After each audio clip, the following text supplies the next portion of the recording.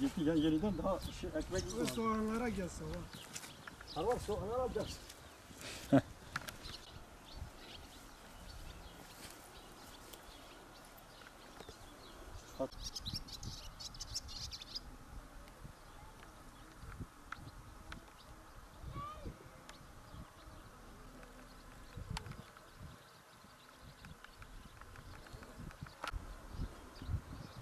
Ortaya çek.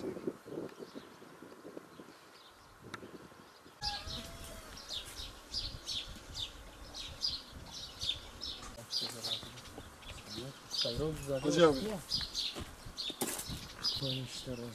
Biraz bir tarafı göstermek çok.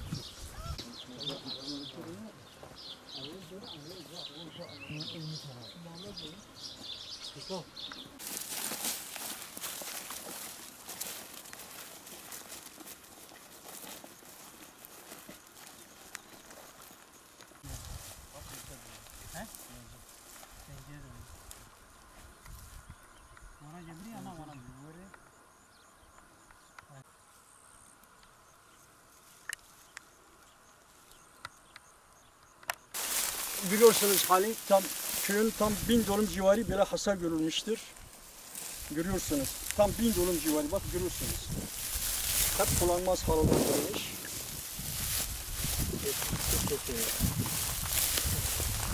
Tam 1000 dönüm civarı köyün birlikten 1000 dönüm civarı.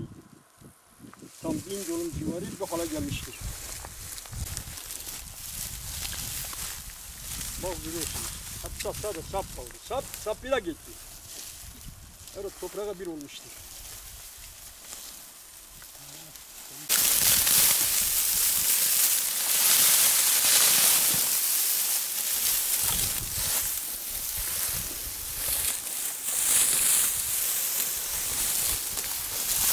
Aslında o fırç yani bak. Asfaltımızda mevcut. Boş bağlamışlar.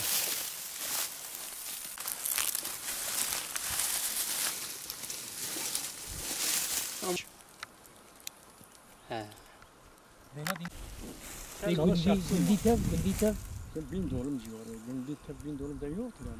Şimdi ne diyorsun? 200 Benim en az normalde 150 bin lira sağda şahsım olarak zarar olmuş. Mercimekle arpayla beraber daha fazlaydı yani çok söyleyemiyorum. 150 milyon zararımız var. Köyün hariç. Yani mercimekle, buğdayla, arpayla 400 milyon. Da fazladır az değildir. Yani ben fazla söylemiyorum. Meyve ağaçları, tut ağaçları, elma ağaçları, o diğer meyveler. Hepsini buraya girmiş, hepsi zarar görmüş. Valla muhtar bir gün gelmiştir, dedi ki ben kayıtlıma başvururum daha biz ondan haber alınmamıştır. Daha ne demiş ben ondan haberimiz yoktur. İstediğimiz Sayın Cumhurbaşkanlarımız, bu başbakanlarımız bize bir el uzatsa biz bir ricada bulunuyoruz. bütün çiftçiye. Çiftçilik olarak. Ha, sadece gelirimiz sadece buydu, o da gitmiştir. Biz şu andan mektup durumdayız. Başı yok. Artık bu da gitti, biz de bunu biçemiyoruz. Daha hayvanları bırakıyoruz. Sanki hayvan girmiş buraya. 5-10 dakika içerisinden öyle sev kalktı ki yani yaşım 70'e yakın 80 68 yaşındayım. Şu doluyu da görmemişim bu köyden. Enem ayağı güç. Hep yerdedir.